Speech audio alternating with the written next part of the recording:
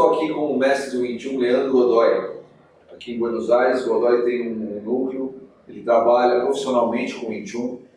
E, Godoy, muito obrigado por me receber, pelo seu tempo, disponibilidade e interesse. E eu queria conversar um pouco com você sobre um pouco da sua história, né? Como é que você começou a sua jornada dentro da arte marcial, se você já praticou outros estilos, como que você depois caiu no Wing Chun? Conta um pouquinho para a gente. Bom, primeiramente eu gostaria de, ao contrário, agradecer você pela oportunidade. Eu comecei a minha jornada nas artes marciais aos 13 anos. Eu pratiquei alguns estilos de artes marciais chinesas, né, de Kung Fu, como normalmente as pessoas se referem. Durante dos 13 até os 17, quase 18, passei por alguns estilos, até que, talvez não por um problema dos estilos, dos sistemas que eu pratiquei, né, talvez por características minhas, eu terminei tendo um interesse pelo Wing Chun.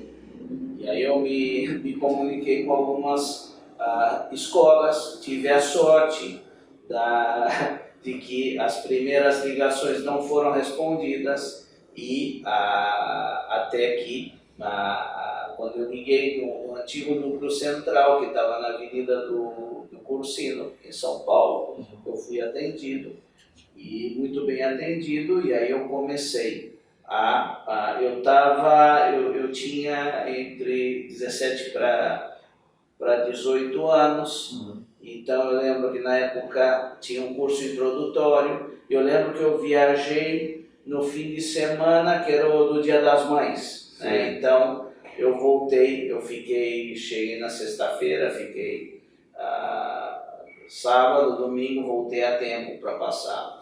Você era de Campinas, né? Eu nasci em Campinas, a maior parte da minha família mora em Rio Claro, meus pais são de lá, e eu me mudei para Rio Claro aos 10 anos. Então eu morava em Rio Claro quando eu comecei a praticar. Eu estava terminando o terceiro colegial, e no começo eu ia os fins de semana, aproveitava quando eu podia, eu viajava até que eu terminei, e aí se deram uma série de situações que me permitiram ficar vivendo como aluno interno 4 anos e pouco no antigo núcleo central daquela época. Mas você ficou esse tempo que foi o tempo da sua formação, é isso? Foi depois desse tempo que você se profissionalizou? O que acontece é que quando sim e não, porque as duas coisas se deram de forma paralela, porque eu já fui com o objetivo de me profissionalizar. Então, assim, para ter uma ideia de como era a rotina no começo, claro, eu estava começando, então não tinha condições para dar as aulas naquela época, que ainda tinham aulas coletivas, além das privativas personalizadas. Então acordava muito cedo, já tinha uma aula às 7 da manhã, depois outra 9 da manhã, depois tinha que limpar a escola, depois às vezes tinha que ir na casa nesse caso nosso Sifu, ia passear com o Aruca, e pegava as coisas para fazer no banco, né, que tinha a ver com a escola. Aí depois a dieta era a base de miojo ramen, porque não tinha tempo, típico de estudante. Aí depois às 3 tinha outra aula, aí tinha alguns dias, segunda, quarta e sexta, tinha uma aula às 6, e depois tinha outra às 8, e terça e quinta era às 7, e depois outra às 9. terminava até às 11, Sim. e a gente, de alguma forma, sempre estava a ideia de desenvolver competências. Então, sempre tinha a formação da pessoa, a experiência, mas também tinha o que tinha, por exemplo, atender o telefone, né? Então, por exemplo, não podia, né, receber uma ligação sem encher uma ficha. Certo. Então, assim, porque você perguntou do profissionalismo, Exato. então já dentro do que eram os parâmetros daquela época, sim, já as duas coisas já estavam vinculadas. Então, o que acontece aqui? Eu morei aí 4 anos até alcançar o nível que não era, eu não tinha percorrido todo o sistema. Assim, para dar um critério que eu não sei se é muito relevante, eu tinha uma experiência com o Lupi com Quan, além dos... E para aquela época era, talvez se considerava, dentro do que era feito, uma experiência de sobra para estar colocando um grupo. Certo, né? começar um trabalho. Claro, alguma coisa assim. Então eu comecei a fazer alguma coisa. No começo teve um período, vamos lá, os primeiros anos, né, morando lá, depois teve um período de um ano e pouco, que eu estava mais focado em armar um grupo no interior. E depois eu comecei a dividir mais o tempo e passava, que foi quando a gente se conheceu, eu ficava metade do tempo em São Paulo, metade do tempo em Rio Claro. Depois eu assumi algumas responsabilidades como diretor técnico, então estava em Rio Claro, estava em São Paulo e às vezes estava viajando por algum estado onde tivesse algum núcleo. Entendi. E você praticou outros estilos de Kung Fu, né, antes, né, de toda essa experiência desse início, desse começo. Por que o Wing Chun? Por que você decidiu pelo Wing Chun? Como é que você já conhecia o Wing Chun? Como é que foram as suas experiências com os outros estilos? Quais estilos você fez antes? Eu pratiquei durante uns 3 anos garra de águia, pratiquei durante uns meses louvo a Deus, 7 estrelas, e tive um breve contato com o Tai Chi Chuan. De alguma forma, talvez algumas pessoas tenham passado por essa, tenham tido essa percepção, né, que a pessoa entra numa, né, não fica como uma situação de estancado. E então, assim, às vezes você pergunta se tem a ver comigo ou tem a ver com as ferramentas que eu estou usando, que a pessoa está usando. E na época eu procurei o Wing Chun, porque apesar de não ter praticado todos, eu tinha a impressão de que, independente do que eu tinha visto dos estilos, pelo menos como se praticava, era a mesma coisa com embalagens diferentes. Talvez eu tivesse errado, sabe? Na época eu era muito jovem e eu procurei o Wing Chun também porque eu não entendia. Então, assim, por exemplo, não falava do Wing Chun, normalmente associado com Bruce Lee, mas eu nunca via nenhum praticante de Wing Chun nos campeonatos, por exemplo. Então, por que fala que é tão bom? Ou então, qual que é a referência para falar que é bom? Porque eu vi a forma, o cara ficava parado, mexendo a mão de forma linear. Então, fala-se uma coisa com esse aspecto, se uma coisa com esse aspecto pode ser considerada boa, pelo menos por algumas pessoas, então deve ter alguma coisa que não é tão patente. Então Então, eu pensei, bom, eu já insisti muito aqui, então se eu quero um resultado diferente, vai ser difícil fazendo a mesma coisa. Eu estou tentando resgatar minha forma de pensar. Sim, sim, sim. Se fosse agora, eu não sei. Claro. E quando você decidiu ser profissional, né? Você começou, você descobriu o Intune, e em que momento que você acha, né, que você se recorda que você tomou essa decisão?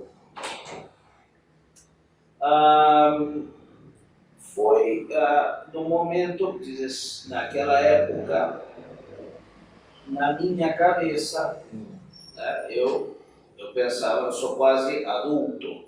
Certo. Então, o que eu quero fazer para a minha vida? Eu já sabia, talvez não sabia, que eu queria ser um profissional. Não sabia como. Não sabia se ia ter pontos intermediários, né? Talvez trabalhar com outra coisa e dedicar uma parte do tempo em outro trabalho para poder... Eu acho que, claro, acho que uma dúvida, né, ou um drama bastante comum, dependendo de cada um. E eu lembro que naquela época então eu quis ter um contato com o Intune, porque o Intune não era conhecido, hoje em dia é muito mais que aquela época. Né? Inclusive de ter acesso, e não existia YouTube. Hoje em dia, eu não lembro o nome do bordado, mas o professor falou não lembro a matéria, falou para o meu filho, não, investiguem sobre o bordado japonês, que agora eu não lembro. Sim. E a criançada põe o nome e já saiu lá. Não existia. Exato. Então, mais escasso de matéria, de conteúdo. Tudo claro, eu nem sabia como era, tinha visto, mas assim, com uma demonstração, como é que era a aparência da prática do Wing Chun. Sim. Então, eu tive que procurar uma escola. A gente vai na fé, né? E, às vezes, então, que opção eu tenho? Então a gente vê quais são as coisas que eu conheço. Então isso pode ser diferente. Ou pode me dar alguma coisa que eu não estou encontrando onde eu estou. E um fator muito importante foi a atenção. Quando eu liguei, não tinha ideia. E como eu fui atendido, na época foi um praticante do Rio que estava morando como aluno interno, e a atenção dessa pessoa foi importante, né, em relação ao fato de eu ter começado. E isso você começou em que ano? Foi em 95. 95. E depois você veio para Buenos Aires. Como é que foi você teve esse trabalho, né? Quando você decidiu se profissionalizar, você teve esse trabalho no interior, né? Você decidiu formar esse grupo, dividir o tempo, como você falou. E antes de vir para Buenos Aires, como é que foi esse processo, né? de transição do Brasil para Buenos Aires? Por que Buenos Aires? Como você chegou aqui? Não, eu desde que eu comecei, já tinha contato com pessoas da Argentina. Apesar de eu ter vindo para a Argentina pessoalmente, pela primeira vez eu vim em 2002 para acompanhar o nosso Sifu num evento. Era uma época que eu estava definindo, talvez naquela época também a gente tenta voltar atrás, o mundo já estava se globalizando, mas não estava tão globalizado como hoje em dia. Então a gente Hoje em dia, talvez, o lugar nem tem tanta preponderância, porque existem os meios virtuais, muitas vezes tem muito mais margem para fazer um manejo mais itinerante de algumas coisas. Sim. Mas naquela época, o lugar, então, eu pensei, agora eu tenho que começar. Apesar de ter recebido a autorização em 2003, eu não fundei imediatamente minha família. Sim. Então, onde que eu vou estabelecer minha família?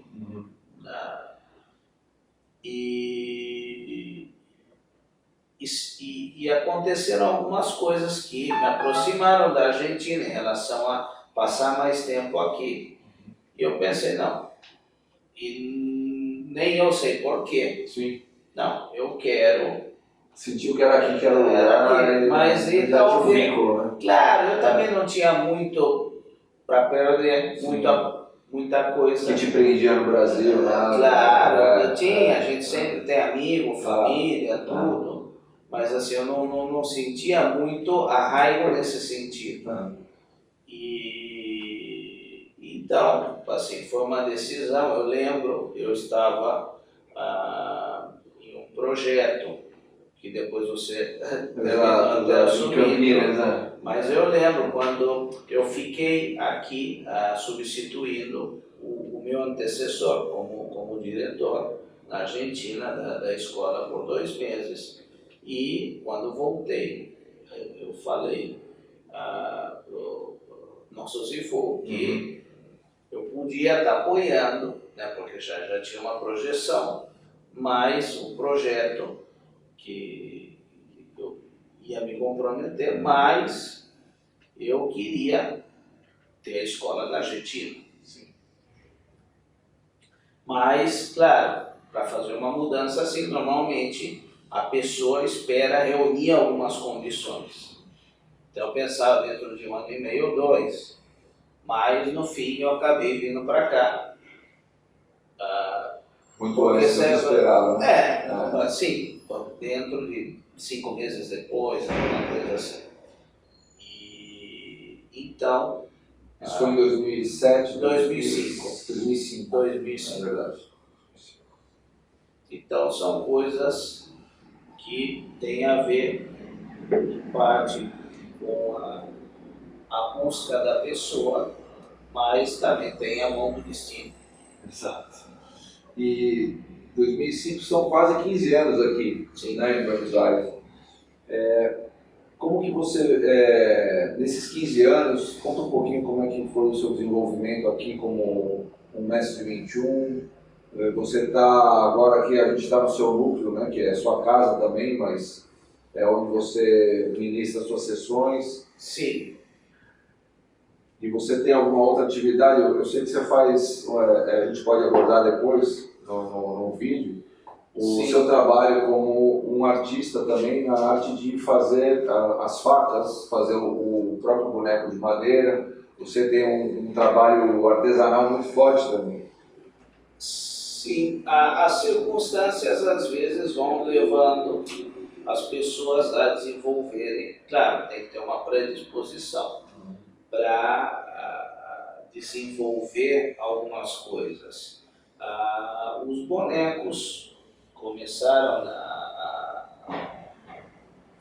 eu comecei, claro, com um dos praticantes, né, que na época era muito participativo e sempre me ajudou muito, que era o Ricardo Grunewald. E ele, então, ele é engenheiro, então tinha acesso às máquinas. E na verdade, na época, como eu viajava muito, eu trabalhava mais na parte comercial e para uma demanda limitada, porque assim, nunca anunciei nada. Sim. Depois, isso aí ficou um tempo meio parado, né, até que há uns anos partir de 2015.